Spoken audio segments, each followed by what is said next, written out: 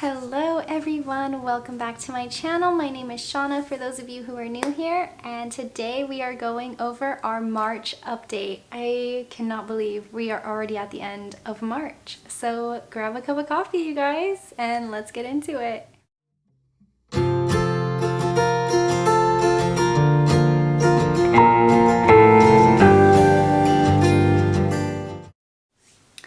All right, so we are at the end of March. It is crazy, like how fast this year has gone by when like the days, they feel long sometimes, especially like, I don't know, just dealing with everybody's different personalities. Sometimes the days can feel very, very long.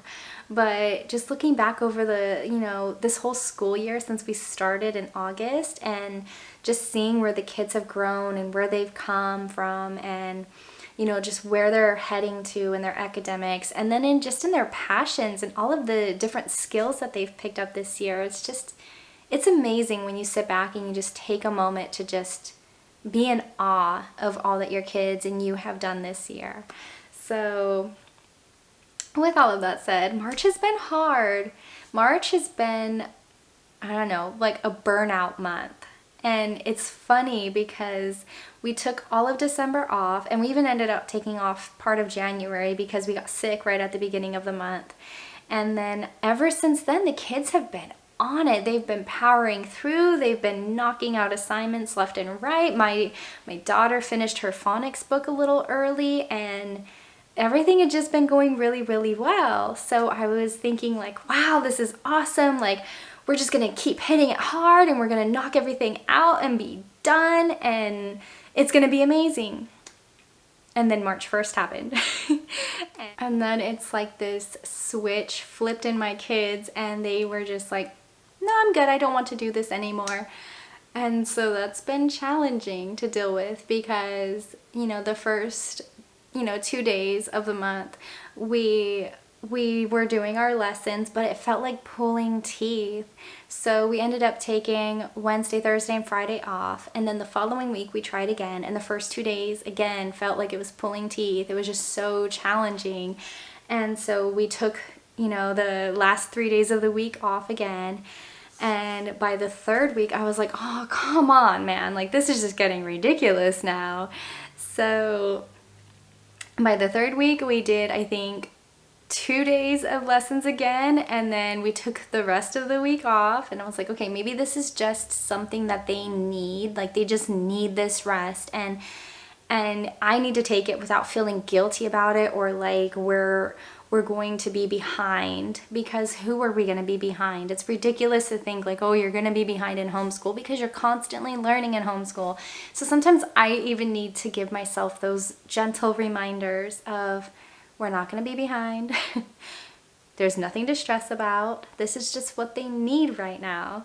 So we took the rest of the third week off, and then I was trying to think like, okay, what can I do to help them to just get through the rest of the school year where we're not having to take, an extremely long time off, and just to, find like external motivators to just help them like mentally, like, okay, I can see the light at the end of the tunnel. So I told the kids, I don't know if you guys have seen that Yes Day movie on Netflix. If you haven't, you should check it out. It's a pretty cute movie. The kids are a little bit disrespectful to their parents in the beginning, but then towards the end, they all learn to kind of work together and work more as a family unit. So just that disclaimer. But the kids, ever since they've seen that movie, they've been asking for a Yes Day. And my husband and I have just been kind of lazy at planning it. So I told them that, if we come back and we bring our motivation back with our schoolwork, then we can have an end of year party, and that can basically be their Yes Day. And so we went to Dollar Tree and we bought a poster board and some stickers, and they wrote down all of the things that they wanted to do on their Yes Day. So this has helped a lot, just to help us get through the feelings of burnout and to just kind of motivate all of us. So some of the things that the kids want is, they want their dad to take the day off from work, which I appreciate, and I want that too. And then they want a special breakfast. They want to go to the movies. They want to go eat out. They want to go to the grocery store and get bubble gum from those little quarter machines. And then they want to go bowling. So they have a lot planned. They apparently think we're made of money. I don't know if we're going to do everything, but we're going to try. We do have some ground rules like staying in budget and no danger, because my 5-year-old said that she wanted to ride down the street with her brother on his bike and without any parents, and that's not happening. But this has been so helpful to just encourage them and motivate them to just getting back on it and coming to the table with good attitudes. Ever since we made this, they have been more willing to do their work, and it's not stressful. I mean, it's only been a week since we've made it. Hopefully I'm not jinxing myself by saying this. Sometimes it feels like when you tell your kids that you recognize that they're doing something good, something in their head says, oh cool, I've met my quota, I can stop. So hopefully I'm not jinxing myself here. But if you're also fighting burnout, try making a end of year party or yes day if you're able to. This is something that my kids are really looking forward to.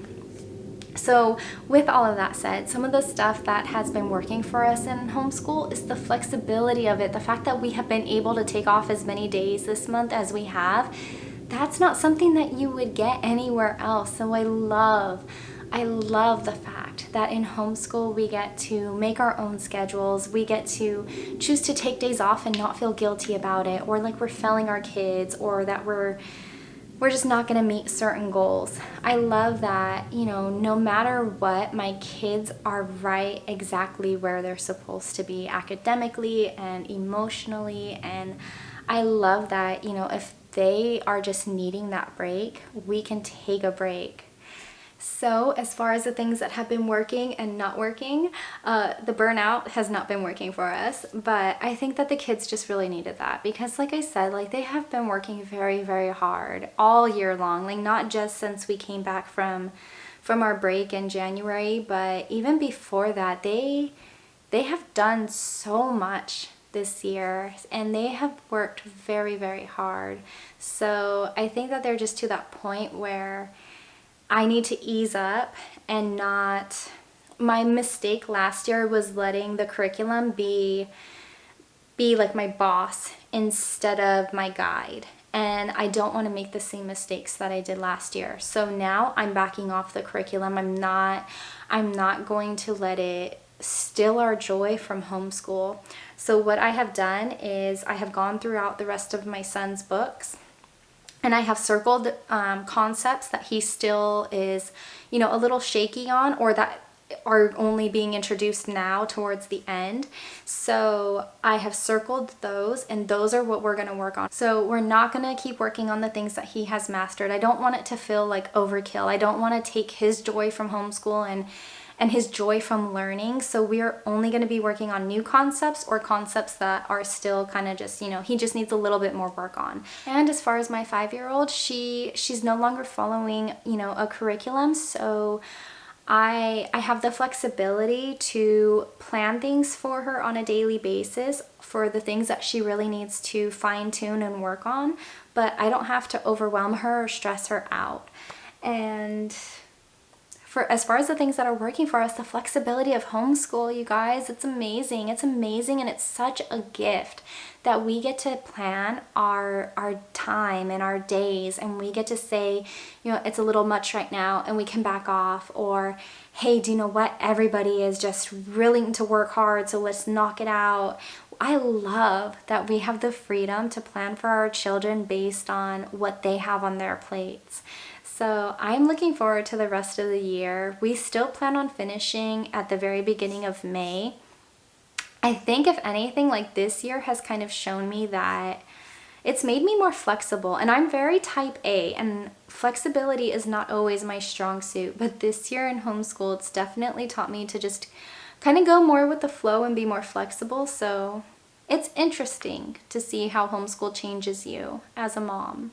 I like it. But Oh, our skills. So this month we have been working on, the kids made vanilla extract, they made vanilla sugar, which was like a 1-day project, and now we're just letting it set and cure and ferment, whatever the appropriate term is. And then they learned how to do their laundry. So they learned how to separate, how to basically like put it in and start it, how much soap to use. And then they learned how to fold. Folding needs some work. I'm not gonna lie, we have not been totally perfect at it. The kids have been washing their laundry every week, but I think they only folded like once or twice, because sometimes we leave it till the end of the day and then my husband and I just end up folding it just so we can get it like kind of moving out of the laundry room and back into their rooms, and then, you know, start the whole process over again. So going forward, I need to work on like either setting an alarm so they know when to take it out when it's done and then they can fold it. But I also need to work on being a little bit more hands off so that they can be more hands on, like not just taking it over for them and, you know, doing it for them, even though, I mean, sometimes I obviously like will have to, but I do want them to have those skills of responsibility and just knowing how to fold and what to do. So I don't know.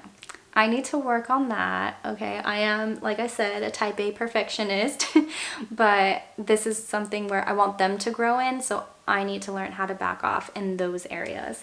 And then our next skill is going to be gardening. So if you guys have been following us, we we purchased a tower garden, and the kids have been doing really great with it. I can stand to be a little bit more hands-off in that area too, but they have been doing really great, and I want to start teaching them how to do some outdoor gardening, so we are going to be working on that this month.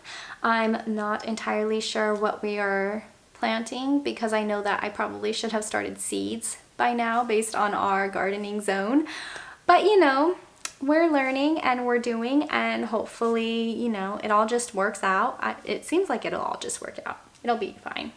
So what has your month been like? What are some things that have worked for you? What are some things that have not worked for you? You know, do you guys ever like reflect on your homeschool and where you're at versus where you started? You know, if you haven't, try that, because it is really nice to just take time to see, you know, how much your kids have grown throughout the year, and just kind of bask in that. They're growing into their own people, and it's amazing to watch. So if you guys do that, let me know down below in the comments. I would love to hear how your homeschool is going and some of the things that are working for you.